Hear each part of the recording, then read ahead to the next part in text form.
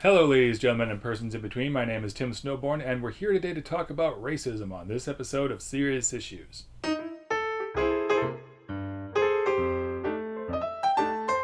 Yeah, I'm wearing the same jersey. I decided to do the last episode and this episode back to back. Again, I'm trying to make up for the fact that I didn't have any videos in December by releasing two in January. I wanted to talk about racism, which is a bit of a dicey field for a white guy to talk about, but I feel like I have a different take here. What I really want to talk about specifically is what is racism, or what constitutes proof of racism. Because it seems like a lot of Trump supporters don't think he's racist, despite all the things that we know he has said and done. And somebody on my Twitter feed pointed out that the reason a lot of Trump supporters don't think he's racist is because he hasn't actually used any racial slurs. And that got me thinking about what actually constitutes proof that someone is racist. It seems like using racial slurs is the only proof of racism that some people on the right will accept. To many on the right, if a guy isn't spouting racial slurs and throwing the Nazi salute and waving a swastika flag, he's not really racist. Which is silly. Like many things in life, there are different types and degrees of racism. Again, I'm a white guy. I'm sure that a person of color could tell you more than I can. This is just sort of what I've thought of in my perspective. If any person of color in the comment section wants to add to this or clarify it or whatever, please feel free. But the way I see it, there's racism in word and action. Is two basic types. Now, in words, there's obviously racial slurs. But another type of verbal racism is just saying disparaging things about an entire race. Like saying all Mexicans are like this and all black people are like that and all Asian people are like that. And not even all. If you just say that most of this race are like this, if you ascribe negative traits to most people of a race.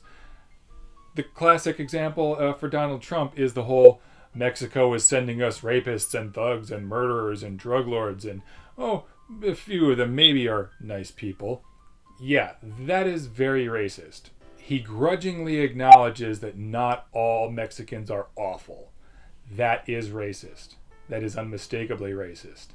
Think of how you would feel if a person of color said that most white people are arrogant and greedy and racist and selfish. You know what racism is because many of you accuse people of color of reverse racism, even though they don't actually say the word cracker. When you hear a person of color saying disparaging things about white people without using the words cracker or honky or anything like that, you say that's reverse racism. They're saying disparaging things about all or most white people.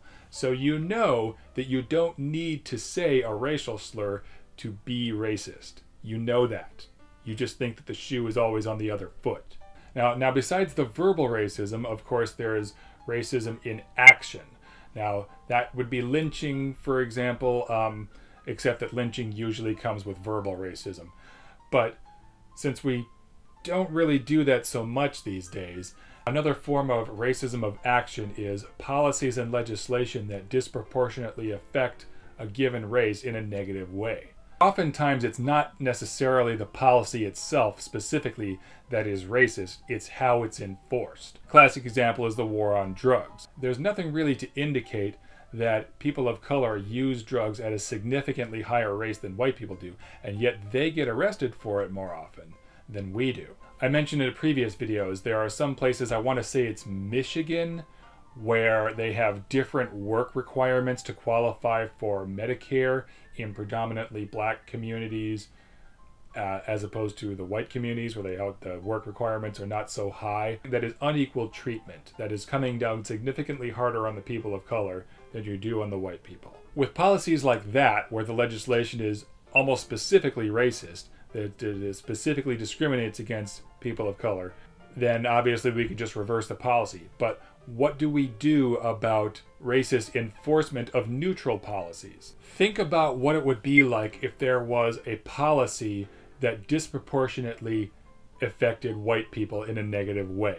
How would you feel if a legislature that was predominantly people of color passed a policy or law that disproportionately affected white people in a negative way? This is just like the reverse racism that we talked about earlier. Remember how I asked how you'd feel if you heard a person of color saying disparaging things about white people?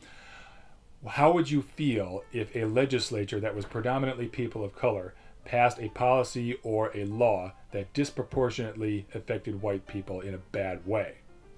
You would call that racism, would you not? If there was a law that disproportionately hurt white people, you would call that racist.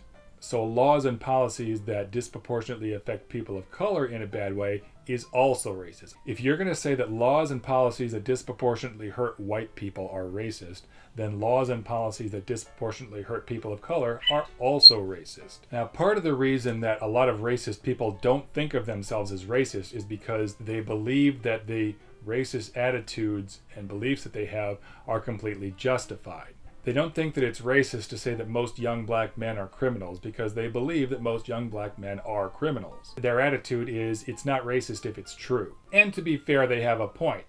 If it's true. But usually it isn't. And even in cases where the claim is true, it's usually true but misleading. There's usually a mitigating factor in there that they're leaving out. I know the right isn't really good at this, but you guys need to learn how to put the shoe on the other foot and see how it fits. If you hear about something that liberals are claiming is racist, try to imagine what it would be like if that thing was said about white people or done to white people. How would I feel if a person of color said that about white people? How would I feel if this policy disproportionately hurt white people? Then you know if it's racism or not. But saying that Donald Trump or Steve King or any of those other closet Klansmen in the GOP aren't really racist because you haven't actually heard them use racial slurs, it's silly. That's ignorant. Of course it's racism. Of course they are. If someone said the things that they said about white people, if someone enacted the policies and legislation that they've done, you would lose your mind. So I think that's actually enough of that. Tell me what you think in the comments. What constitutes proof of racism to you? What evidence would you accept that a person is racist if they're not actually using racial slurs? What can we do to combat the disproportionate enforcement of neutral laws and policies against people of color? Thanks very much for joining me for this conversation. If this is your first time on my channel, welcome. It's great to have you joining me here.